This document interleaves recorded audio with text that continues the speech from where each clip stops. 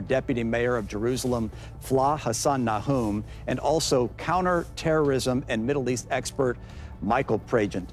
Thank you both for being here. Fleur, let's start with you. For months, we have seen Israeli protesting and pressuring Netanyahu to make a deal that would bring the hostages home.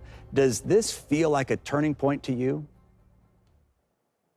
Well, we've had so many false alarms or, glimmers of hope that something would happen. But ultimately, people are saying that the prime minister is adding new conditions, but he's had really the same conditions all along.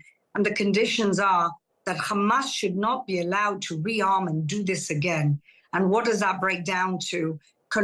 Security control of Israel in the Egypt-Gaza border, because tunnels were found, huge tunnels that trucks used to drive through, where we know now that all the rockets, all the munitions, and all those terror tools were coming in through Egypt. And so Israel's condition is that we end up controlling, at least for the time being, controlling that border. And the second condition, of course, is that they shouldn't be allowed to rearm and return to the north of the Gaza Strip. I think that we're fighting this war that we never started, that we never wanted, that has taken so many of our innocent people, that we still have 115 hostages. Yesterday, as you said, we found 6 dead hostages, but there's many more that are still alive.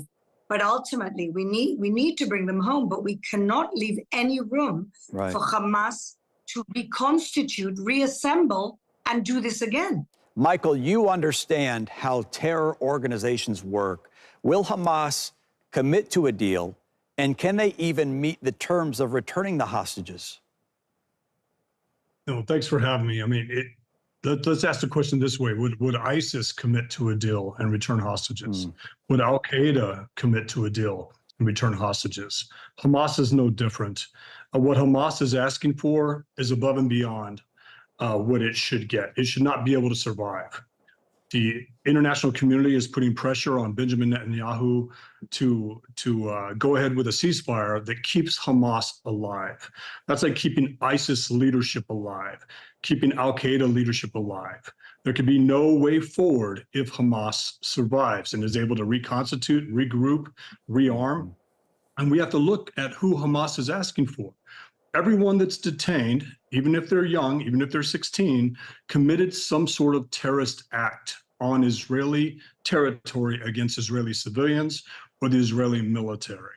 Hamas is asking for the release of Hamas fighters, Palestinian Islamic Jihad fighters, and other entities to be released for, unfortunately, some dead bodies and some bodies some hostages that are still alive.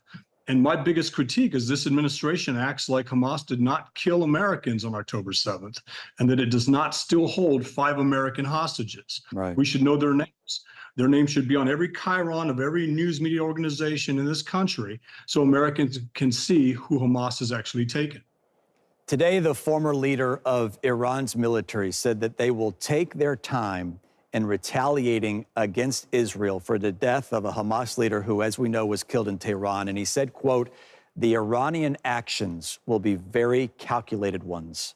Fleur, how are the people of Jerusalem handling this looming threat? Well, there's kind of a cloud over all of us in Jerusalem and in the whole of Israel. People are buying supplies, buying water, because we don't know what it will be. It's incredible that in April, they actually sent 350 missiles to Israel, ballistic missiles, and in 7 hours, the whole thing was over. And we have to thank, of course, our allies in the United States and the coalition they created to prevent Iran from doing very serious damage to Israel, which they fully intended to do. And so you can never know. But my assessment is that because of the show of force of U.S. troops, warships in the Gulf, and the British have sent, and the Jordanians have already spoken about what they will do to defend Israel, which is incredible. And of course, the Saudis and the Emiratis, because of this coalition that are there ready and waiting, I believe Iran wants to strike, but not do a big strike that it will create a regional war, because they know that their own people, 80% of their people, want the end of their regime. So they are kind of, I think, looking for this fine balance between retaliation, revenge, Right. but not too much that it can escalate into something they can't handle. There is so much more that we'd like to get to tonight. We are simply out of time, but thank you both. We'll have to have you back. Thank you again for your insight tonight.